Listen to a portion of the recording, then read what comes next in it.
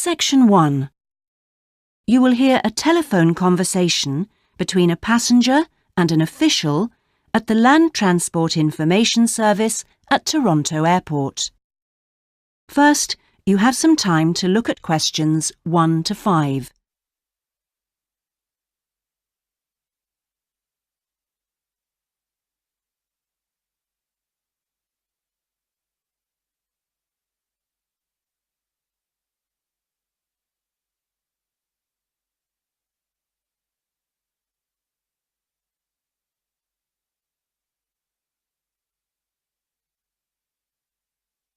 You will see that there is an example that has been done for you.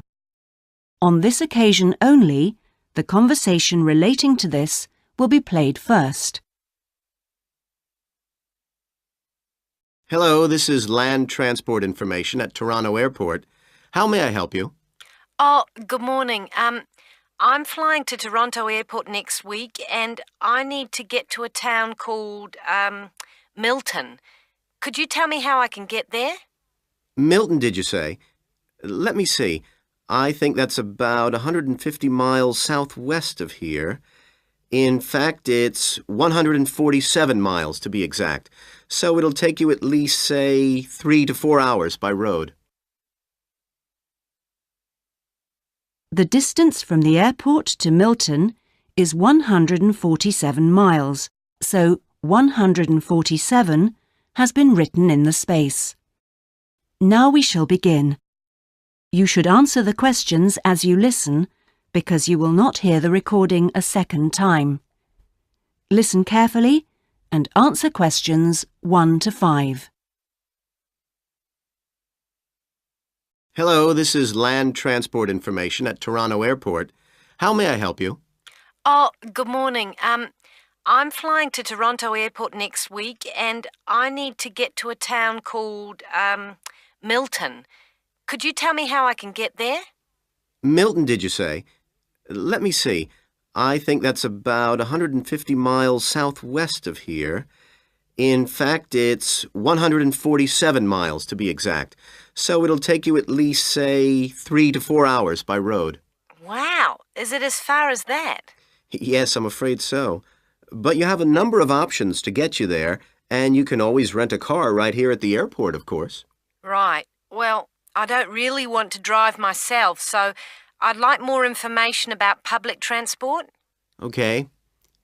In that case, the quickest and most comfortable is a cab, and of course there are always plenty available, but it'll cost you.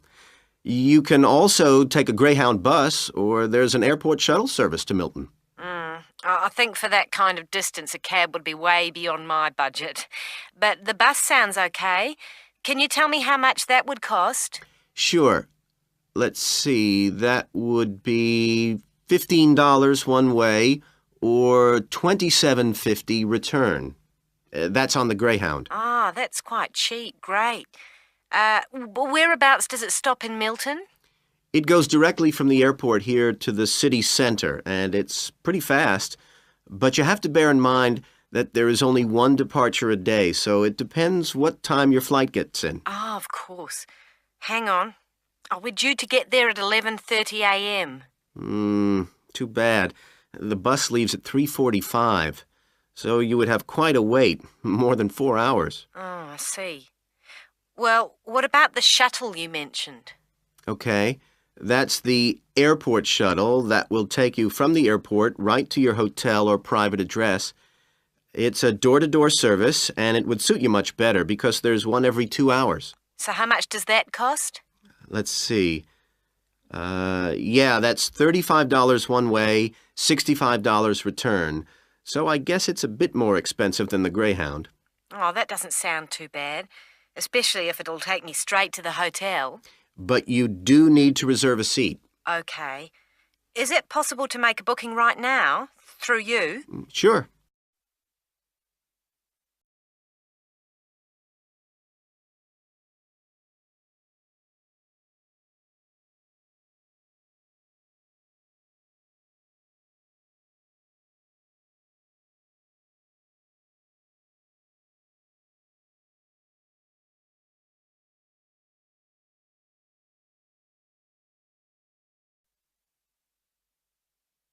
Before you hear the rest of the conversation, you have some time to look at questions 6 to 10.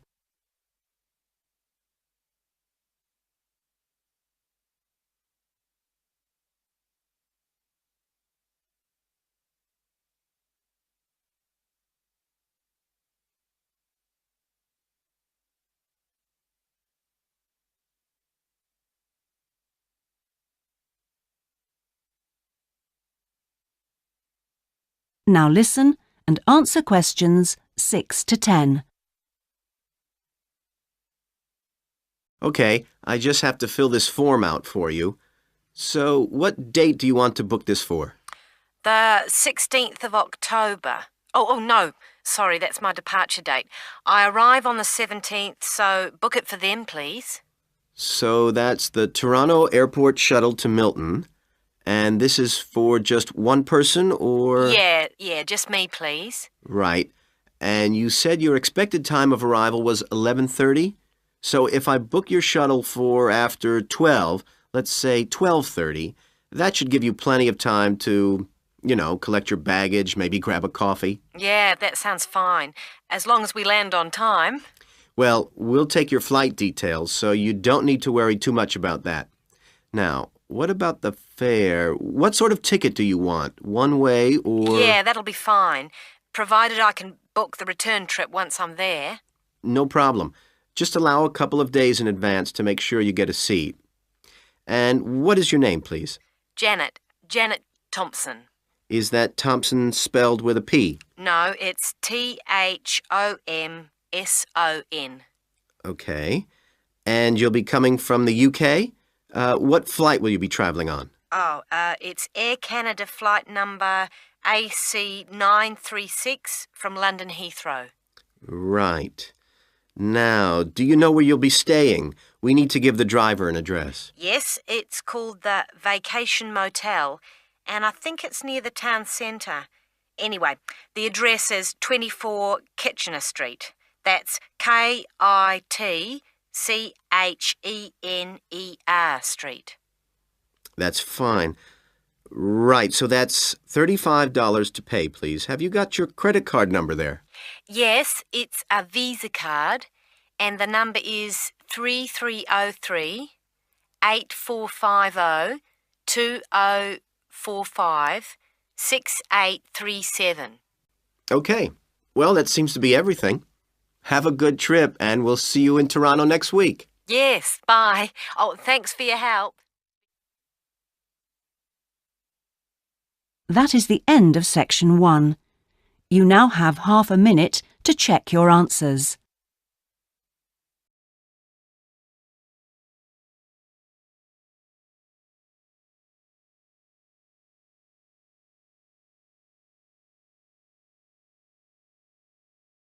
Section 2. You will hear a representative from a holiday company called PS Camping giving a talk about the holidays the company organises. First, you have some time to look at questions 11 to 16.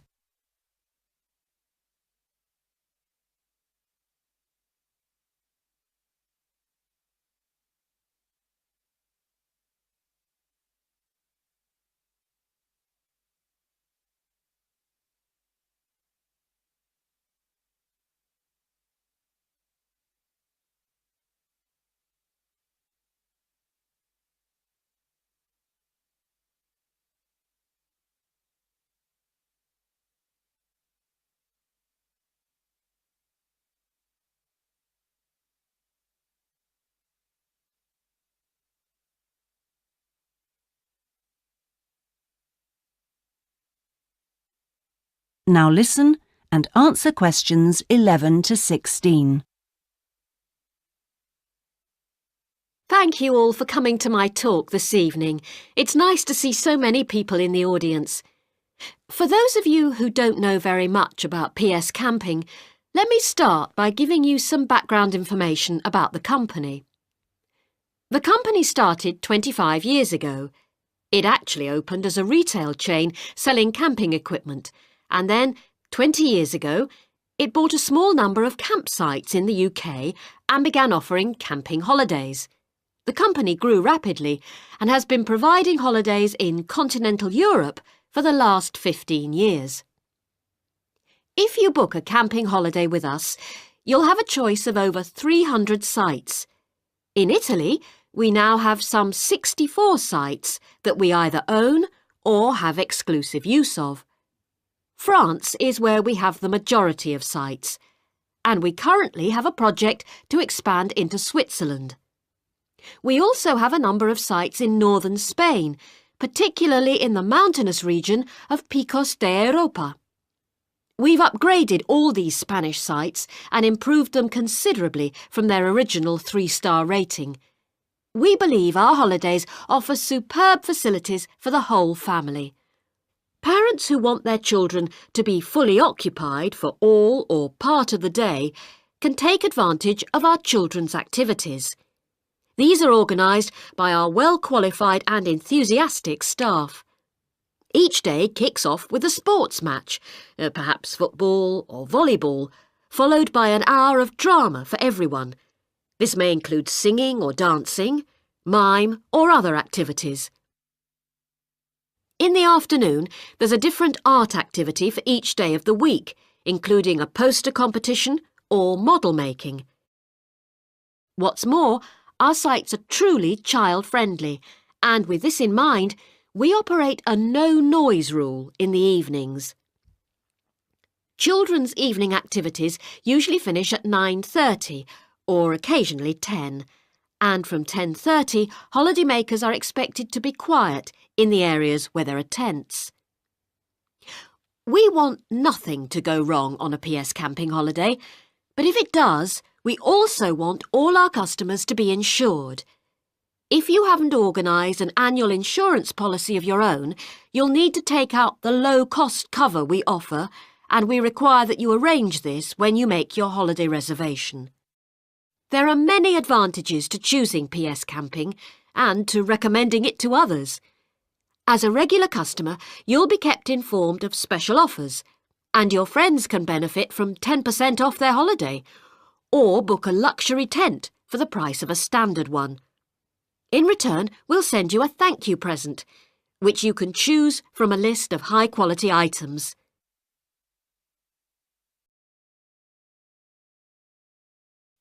Before you hear the rest of the talk, you have some time to look at questions 17 to 20.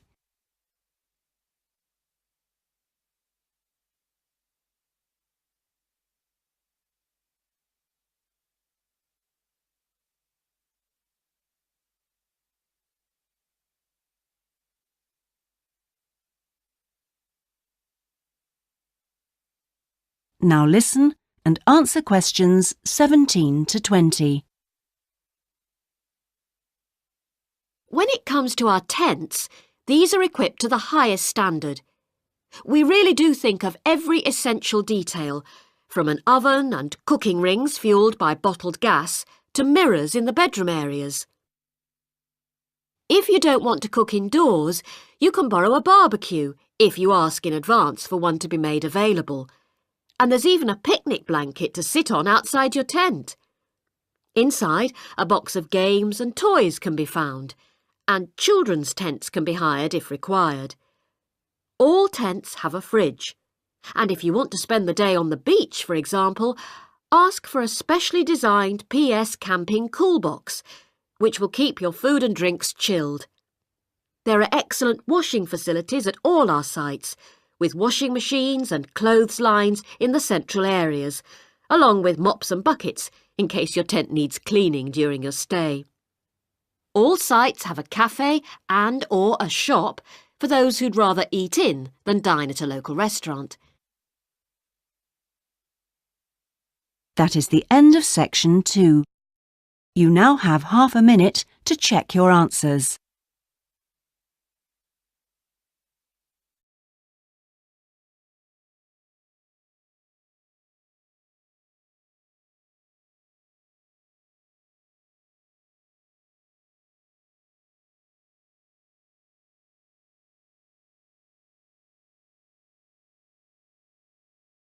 Section 3. You will hear a tutor talking to two business students called Philip and Janice about their research on managing individuals. First, you have some time to look at questions 21 to 23.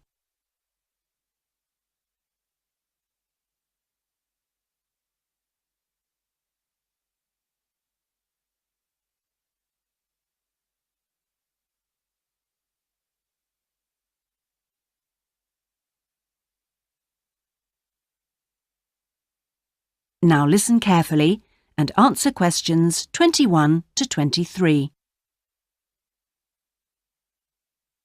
Well, you've both been looking at different styles of managing individuals in companies and the workplace.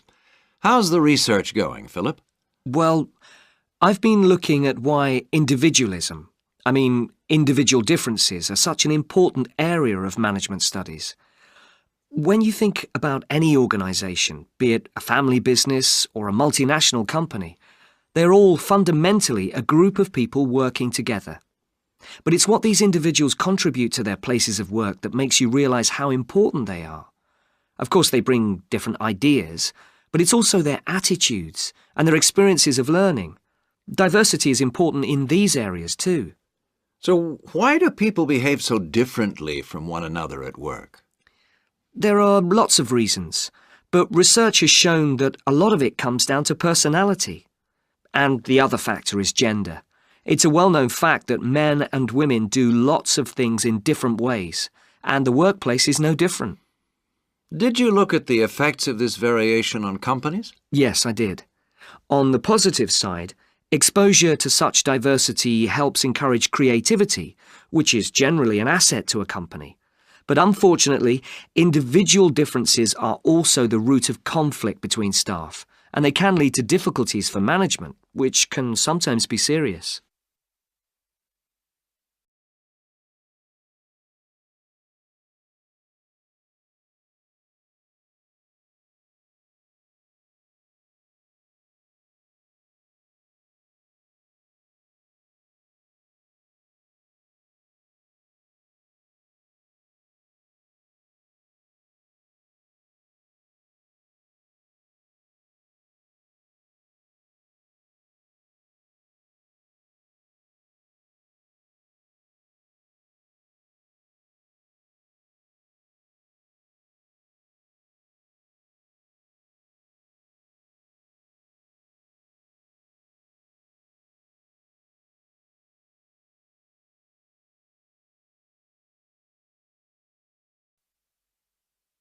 Before you hear the rest of the conversation, you have some time to look at questions 24 to 30.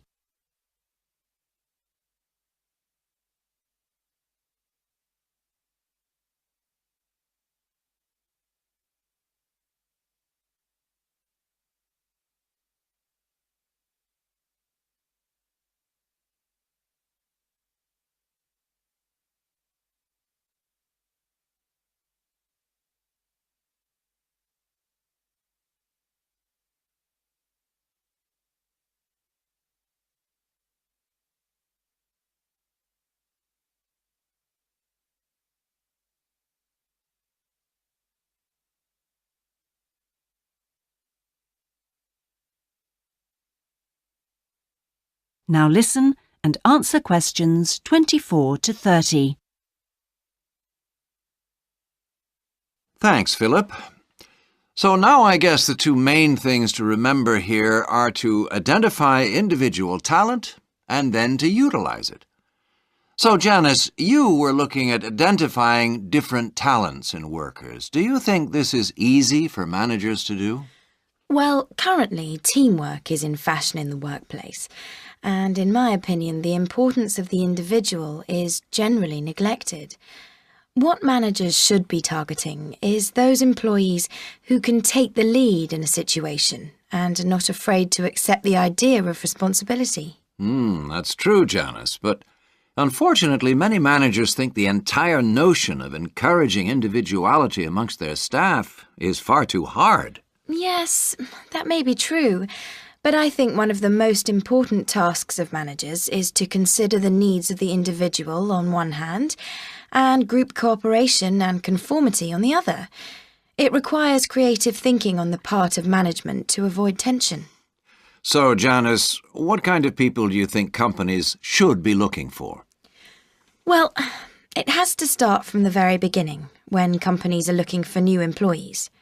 When the personnel department is choosing between applicants, they need to look for someone who's broken the mould and can think for themselves. Instead, people making these decisions often use a range of psychological tests to see if a person is a problem solver or will do as they're told. I'm not convinced these qualities are actually the most important. So do you think being a good team player is overrated? No, it's not overrated. You do need to learn the rules and learn them fast. No individual can get around this if you're working in an organisation. So how should managers deal with this? Rewards. When an individual demonstrates the behaviour the organisation expects, some kind of incentive can be given. What's important here is that this happens right at the beginning, so new recruits learn the rules of the system immediately. Also, the incentive should be something the individual actually wants, and this isn't always just money. To come back to you, Philip, you were saying that recognition of good performers is essential. Now, what else should managers be looking for? Well, managing people means you not only have an understanding of your employees, but you also recognise the culture of the organisation. In fact, for some organisations, creativity and individuality may be the last thing they want to see during working hours. Very true. Yes, but managing people isn't as easy as it looks. For example, change in the workplace can be quite tricky, especially if there's a need to increase profit. And at times like these, managers may have to give priority to profit rather than individual staff needs. Yes, and that creates difficult situations for people. Yes, but what's important is that managers are able to deal with quite high levels of personal stress. During times of change, they should be thinking not only about the strain on their staff, but take time out to think of themselves. Absolutely. So, what are the implications of that? That is the end of section 3. You now have half a minute to check your answers.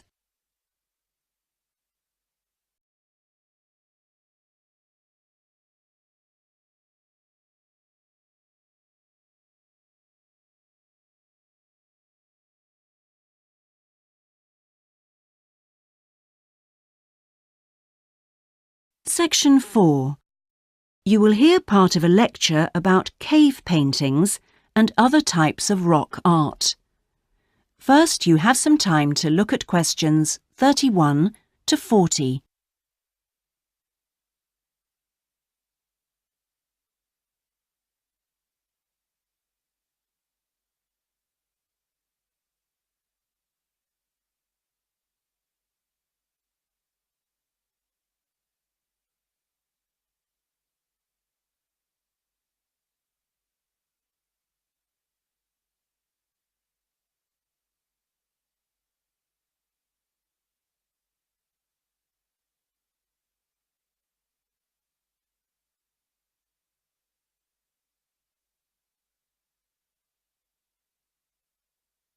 Now listen carefully and answer questions 31 to 40.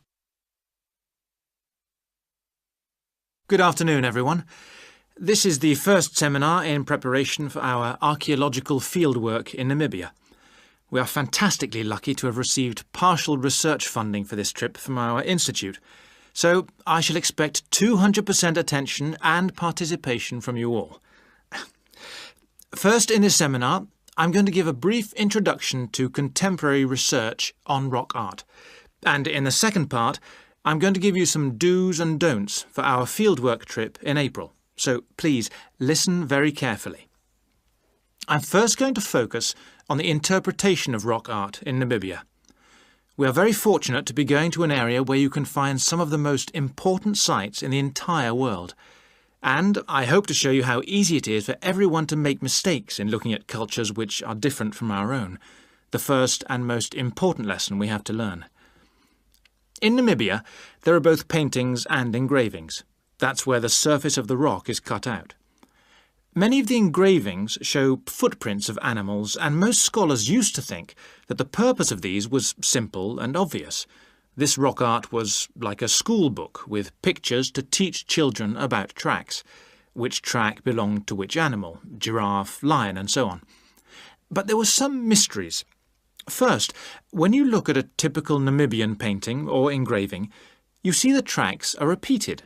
There are dozens of tracks for the same animal. Well, you'd expect just one clear illustration if the aim was to teach tracking. Now, there were two more problems.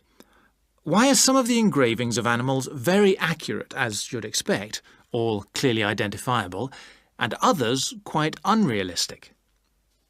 And another mystery.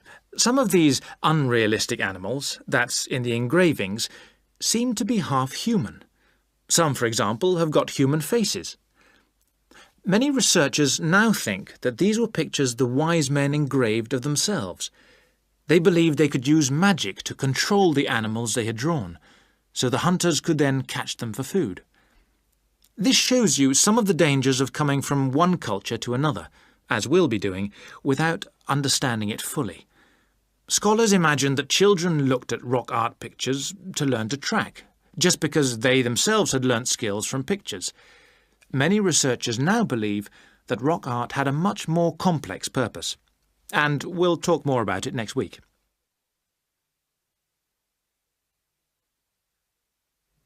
Now, before I invite you to join in a discussion in this second part of the seminar, I'd like to make some very important points about our fieldwork, and in fact any field trip to look at rock art. We're going to a number of sites, and we won't always be together. The single largest problem faced by people who manage the sites is, yes, I'm sure you've guessed, damage caused by visitors, even though it's usually unintentional. Whenever you do go to a site, don't forget you can learn many things from observing at a distance, instead of walking all over it. This can really help to reduce visitor pressure. People often say, well, there's only 2 of us, and just this one time. But maybe thousands of people are saying the same thing. And then some basic rules to guide you. We'll have our own camp near a village, but remember never to camp on a site if you go on your own. It may be disrespectful to the people of that culture, and certainly don't make fires, however romantic it may seem. It's really dangerous in dry areas, and you can easily burn priceless undiscovered material by doing so. So, how are we going to enjoy the rock art on our field trip? By looking at it, drawing it, and photographing it. Never by touching it or even tracing it. Rock art is fragile and precious. Remember that climbing on rocks and in caves can destroy in a moment what has lasted for centuries. So, no heroics in Namibia, please. Try to be extra careful and help others to be too. Oh, and lastly, please don't even move rocks or branches to take photographs. You should leave the site intact. I'm sure I can rely on you to do that. Well, that's about all I want to say before today's first discussion. But if you have any questions, please ask them now. Oh, and don't forget you'll find some fascinating information about worldwide sites on the internet. Right, first question then. That is the end of section 4. You now have half a minute to check your answers.